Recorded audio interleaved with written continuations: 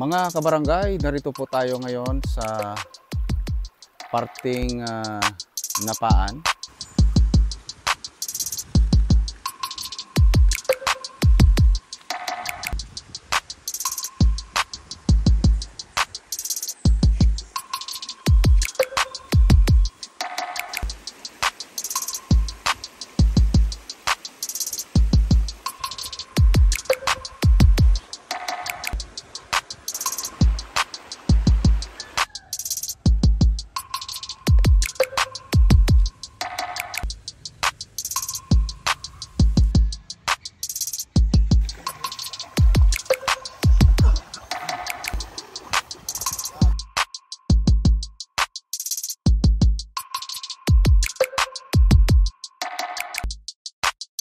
Mga kabarangay, kaharap ko ngayon si Mrs. Tambuon, no? Siya lang magpakilala gid sa inyo nga tumandok sa diri. Oo. Ako gali si Mrs. Helen Tambuon. Since 1985 pa ko di sa Napaan.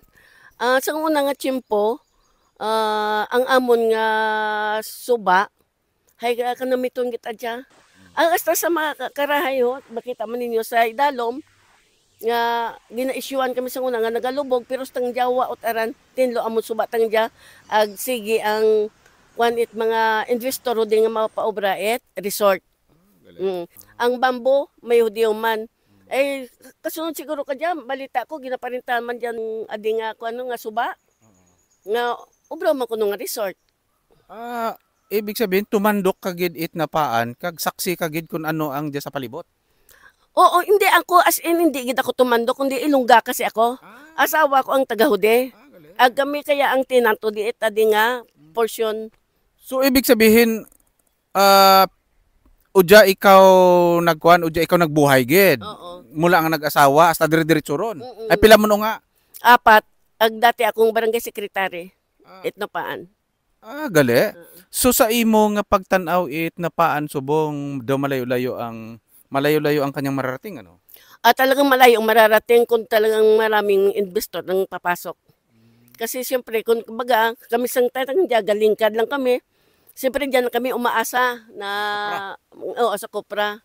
Pero kung magkataon gid man nga, ang adi nga amon nga nabantayan ay maging resort, di another income mo namon ran. So paano mo masabi na maka-attract it mga resort dito sa ilog at kabundukan ng Napaan? Mm. Ayaw ko mo ng ayaw ko ano ba Tagalog or ano? Tagalogin. Huwag kayong mag-alala kasi huwag kayong matakot na mag-invest dito sa Napaan dahil ang Napaan River ay talagang maganda. Marami kayong makikitang malalaking bato doon pa banda. Oh. Mga magagandang tanawin. Oo. Akyat lang kayo doon sa sa Giron Hills. Ang lahat makikita nyo sa palibot. Makita nyo yung Boracay, pati yung isla ng Mindoro. Makikita mo yun. So bababa kami doon, malinaw ba ang tubig doon? Oo, talagang malinaw. Tingnan nyo, may bahay din yan dyan. Kaya lang nasa simbahan ngayon. So maraming salamat ha. Oo, okay, walang ano po naman. Mga kabarangay, kaharap ko si Plisito Junior Francisco, tumandok ng barangay Napaan.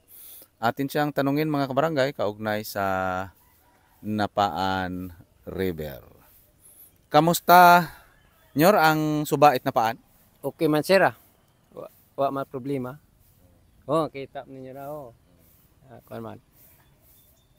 Udyaranti mo ginungay, no? Mm. Kang nagkaroon it wind turbine dyan o wind farm, no? Ang tinatawag natong Petrowind. Kamusta ang unan da nga proyekto? Tang una to sirang una-una na nga trabaho gid. Siyempre ay ginakuan ng lapok to ay napilak tang una bla. Buldos lang. Ay makaron na ginahakot ng dabi. Ang lapok na stockpile na igto sa kuan nabas banda siron. So meaning may lapok man kanuna, no? Oho. Pag nagbaha, nagakulay kapir ni, no? Ni. Ay kaya kamusta? Ay okay ron. Magbaha galubog man sir pero pagkatapos bahaon pagkaaga tin-aon ti mama. Daw normal dati, no? Oo, normal. Ay kamusta man abo mangarigos dia? Oo abo kapaligos din. Daw si mo likod nga ran daw may taon ran daw ano ran ang bulkan, urang, ubog o tuyaw. Mga patuyawan sir. Ang patuyaw nga ran ano ganin raha ka ran? Depende man kung ano man pwede nimo alo sa gulay. Gisa pwede man. Sir, sari. Ginatinlag ka berang ka ginatinumkan o? Oo. Natinum ka nan sir. Kuan. Halimbawa kung tinumkan abi ano nang ginabutang ka ran, may batuan ka beran mana ka? Oh, batuan. Ay, tangan pa nimo katumbal pwede man. Tumbal niyog. Oh, niyog. Kayok no? Hindi nang yung bangion parang halo bla sa kuan. Pinais. Pang pananam. Oh. So ano abi ang pinakanami gid sa tinumkan nga ran kag laswa nga pinayukan ano ng partner bla ka ran? Pasaw o kapaya o gutaw ano man? Pwede man, may gutaw, pwede man, kupaya, okay man yan, sir. Ay kung ligbos abig uhong. Ha? Okay man eh. So yan mga kabarangay, si Junior Francisco ng Barangay Napaan.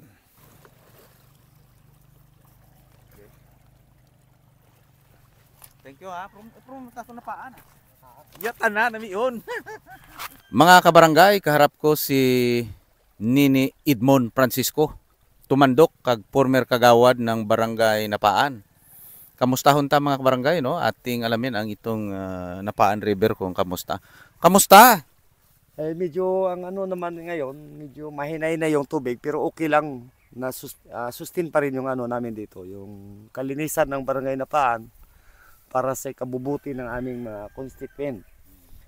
Kaya nung sa Barangay Council ako, isa rin akong tagatulong, tagapaglinis ng aming ilog para yung iba hindi naman mapektuhan yung mga constituent natin ng kagaya ng mga Kugon, Argao para hindi rin sila maapektuhan.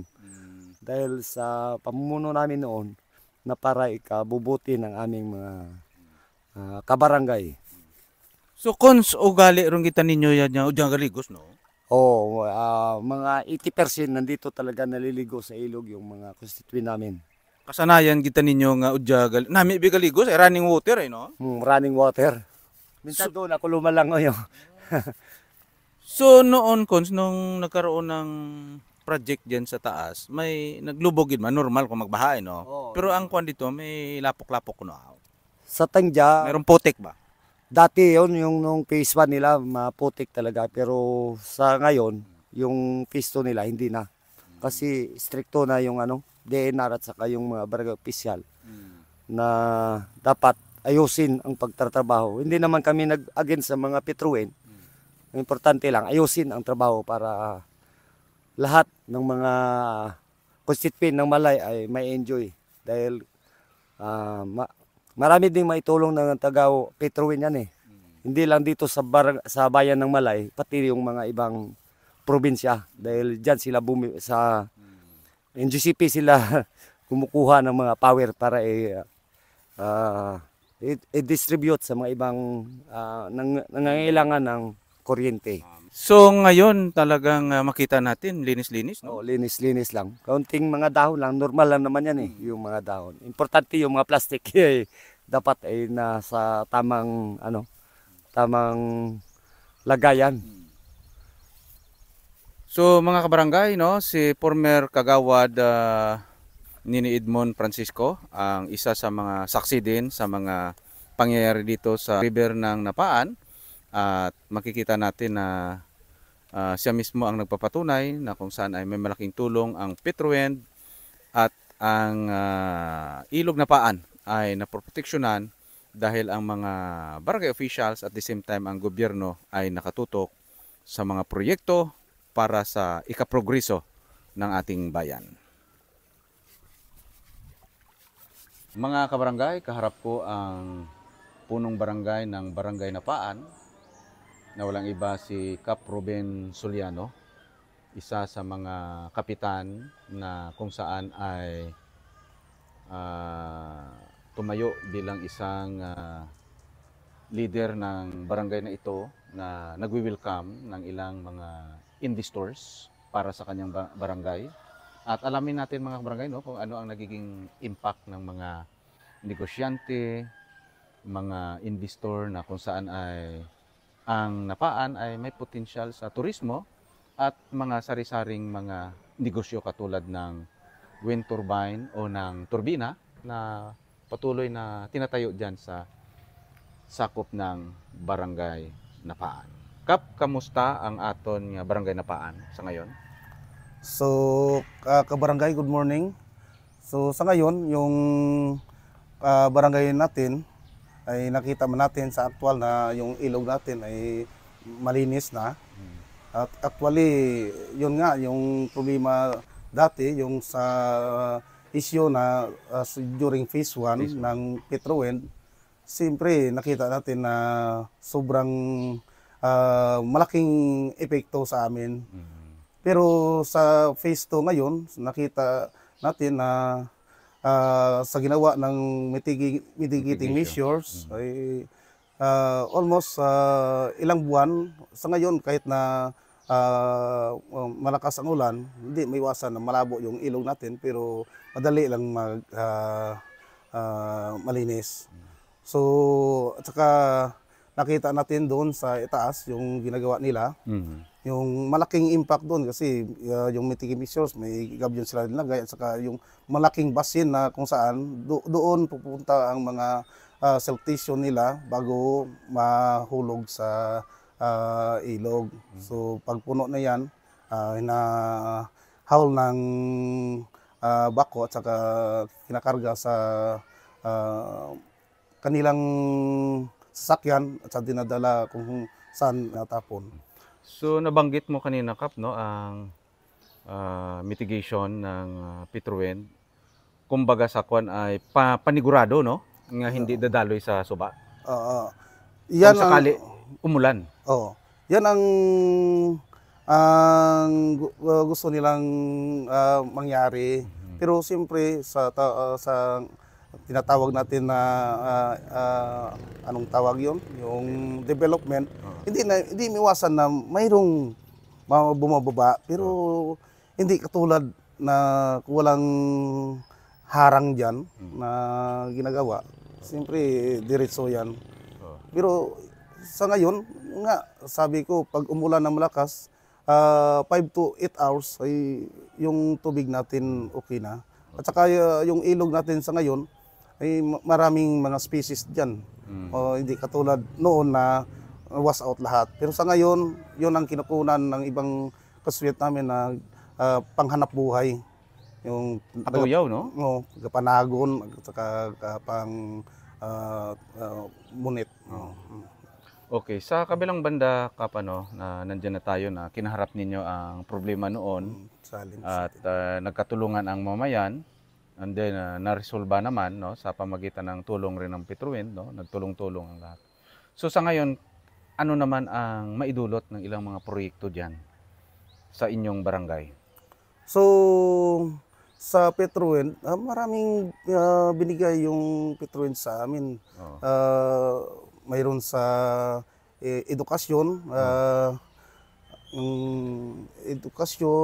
scholarship, may scholarship yung Petrowind at saka yung sa infrastruktura sa latest na namin ngayon binigay yung solar street light namin.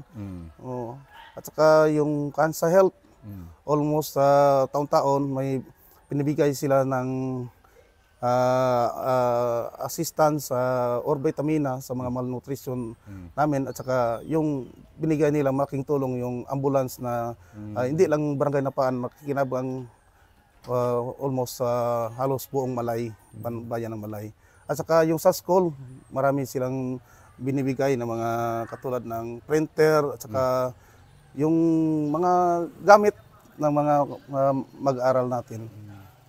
May nabanggit ka kanina, may ginapropose kayong proyekto?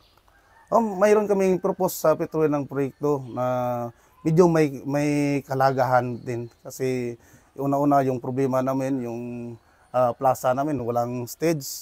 Yun nga, sinasabi ko sa kanila na sa Petrowind na hingi kami ng project.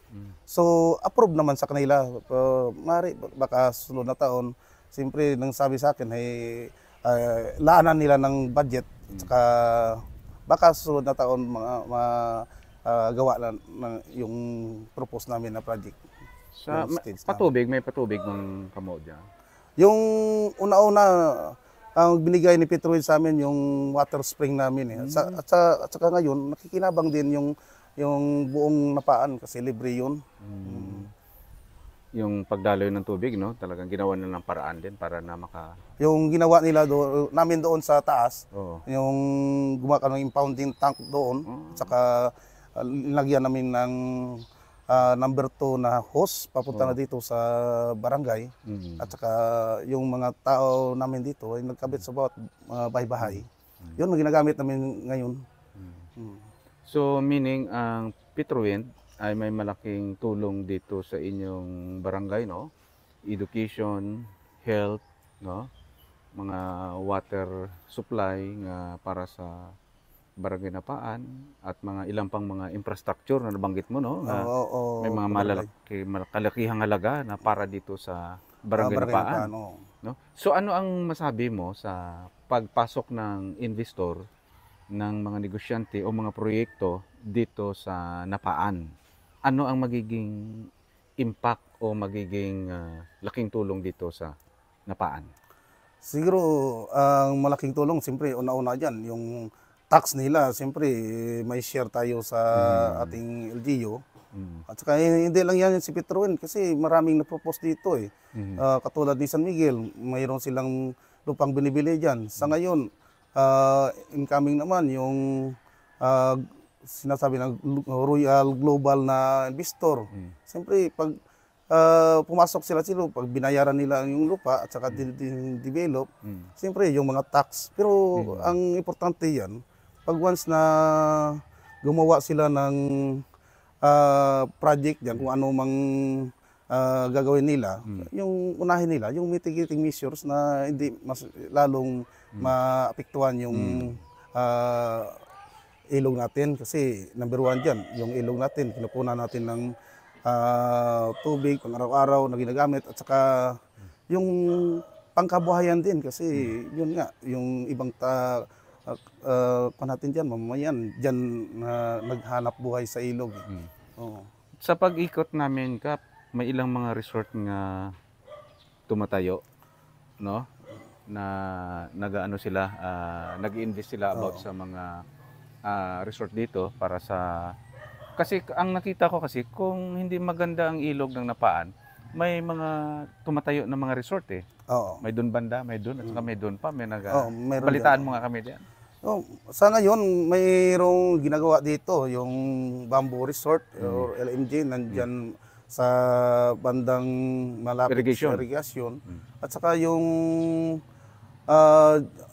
hindi kung GBC kay diyan sa unahan mayroon din propose na kwan diyan na paliguan at resort din 'yon. So ibig sabihin na na-attract sila, no, nga na-convince sila na pwede pala mag-ano ng resort kasi malinis ang tubig sa kabila na may isyo. Yun nga kabarangay At saka hindi lang naman nabaoy nagsusuporta ng tubig sa Boracay. Yun nga si BTS ay mayroon din kinukuha dito sa amin eh. Mayroon sila diyan eh. Hindi na sabihin na sinabaoy, malaki talaga ang tulong inabaoy. Pero siyempre, natural lang yun. Part of development siguro, basta ayusin lang pagtrabaho. So meaning ang panawagan mo sa pamagitan na aton pag-uusap, ang lahat ng mga investors, walang problema o mga proyekto ang dinadala sa barangay mo, ang importante lang dyan, yung mga preparation, ayusin ang mga maapektuhan, na hindi maapektuhan ang kalikasan. No? Oo, yan ang gusto ko kabarangay. Kasi, alam mo, pag hindi tayo payag sa ganyan na mga propose nila, wala tayong kwan dito. Hindi tayo madaling umunlad yung barangay natin. At saka, yun nga sabi ko nga, yung mga investor na bumili ng lupa, alangan naman na taniman yan ng mga punong kahoy.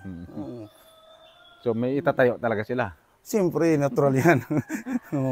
Pero isa rin sa mga proyekto ng Petroin na may mga tree planting program din sila eh. Oo, kabarangay. Kasi yung Napaan, sumasali doon sa mga tree planting nila. So dami ng mga puno din mga ano nila, no? So ano ang impact sa komunidad, no? Ano ang response naman nila sa mga proyekto na pumapasok sa barangay mo? Sa sa amin, yung mga community namin, hindi miwasan na yung iba tutol, pero mas dito sa Lapaan, halos almost malamang yung mga tauhan namin at saka yung barangay council namin ay support sa kanilang proyekto. Oh, at saka yun nga, yung may tinatanggap kami na 1% persentabo sa Petroin. During pandemic, nagamit namin yun. Kinuha namin to, yung halaga na yun at saka binili ng bigas at binigay sa halos sa lahat ng families, hindi lang household, families binigyan namin. Malaking tulong din.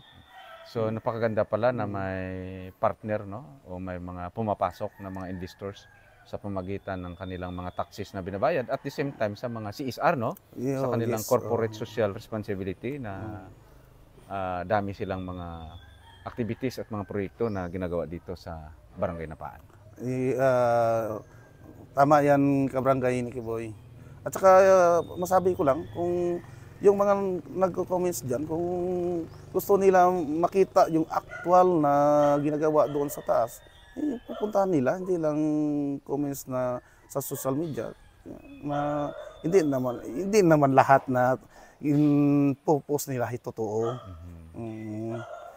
Siyempre, medyo sa amin, no comments kami kasi alam mo, pag pinatulan mo yan, malaking issue yan at saka masama na yan, makabitaw ka ng masamang salita. Kung baga sa kwan ang mga comments sa social media na mga negatibo kaugnay sa proyekto at sa ganapaan ay isinatabi na lang, no, nila kasi ang tinitingnan nila ay ang progreso sa kanilang barangay Napaan. Kap, maraming salamat. Sige, kabarangay ni Kiboy. Thank you. Okay.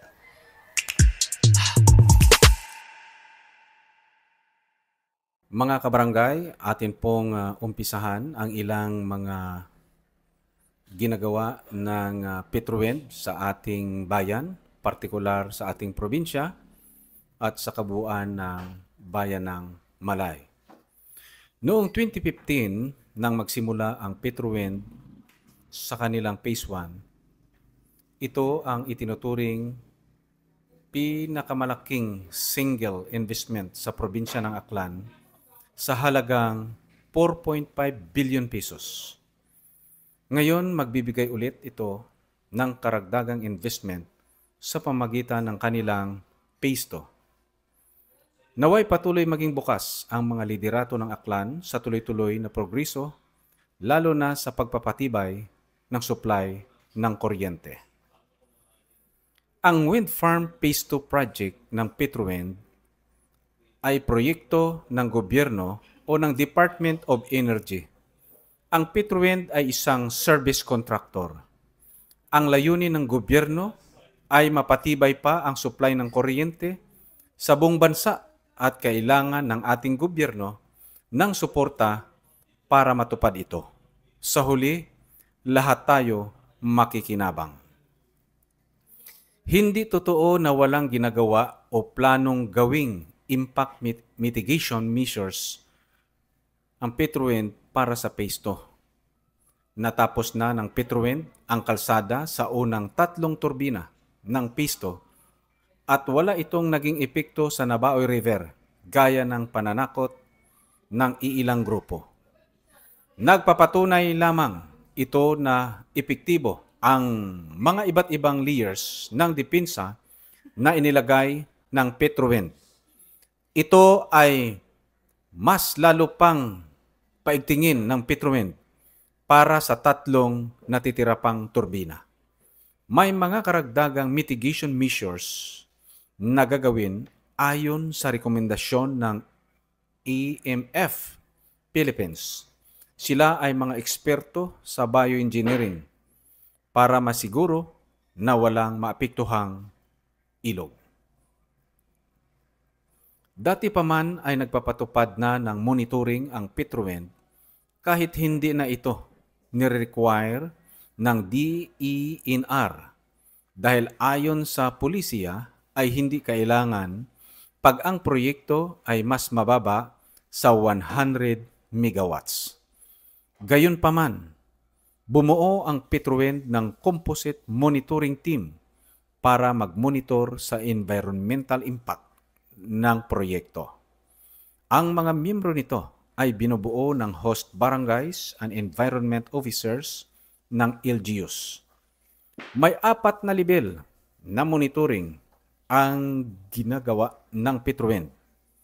Una, monitoring ng mga ahensya ng gobyerno gaya ng DENR. Ikalawa, self-monitoring or ng mga staff ng Petrowind.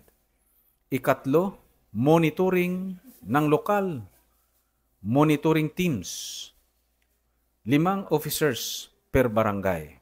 Ika-4, composite monitoring team.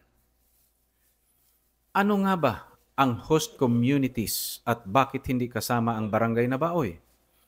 Ang host communities ay ang probinsya, munisipyo, at barangay kung saan aktwal na itatayo o nakatayo ang mga infrastruktura ng Phase 2 alinsunod sa polisiya ng gobyerno. Walang itatayong turbina sa barangay na Baoy, kaya ito ay hindi host community. Gayunpaman, isinama ng Petrowind ang barangay na Baoy sa kanilang Environment Impact Assessment and Plan. Hindi totoo na wala ang nabaoy sa Environmental Impact Assessment na ginawa ng Petrowind para sa kanilang Phase 2 bago ito mag-umpisa. Halos sa 300 na pahina ng kanilang Environment Performance Report at Management Plan, ilang bisis nabanggit ang nabaoy. Huwag maniwala sa sabi-sabi. Ang dokumentong ito ay bukas sa lahat na gustong bumasa. Ilang bisis nang ipinahayag ng Petrowind na sila ay nagsasagawa at handang magdagdag ng mitigation measures para sa kanilang Phase 2. Ito ay kombinasyon ng mga bioengineering solutions at iba't ibang layers ng erosion at self-control measures na inirekomenda ng mga eksperto. Ang gobyerno na mismo natin ang nagsabi na kailangan pang manghikayat ng mga mamuhunan sa bansa. Kaya nga may ilang nagsusulong na baguhin ang konstitusyon para makaingganyo pa ng maraming investors. Pero ang mga mamuhunan, dalawa ang nakikitang pangunahing dahilan bakit nahirapan pumasok ang investors. Una, mataas na presyo ng kuryente dahil kulang ang supply. Pangalawa, mahirap at matagal kumuha ng permits.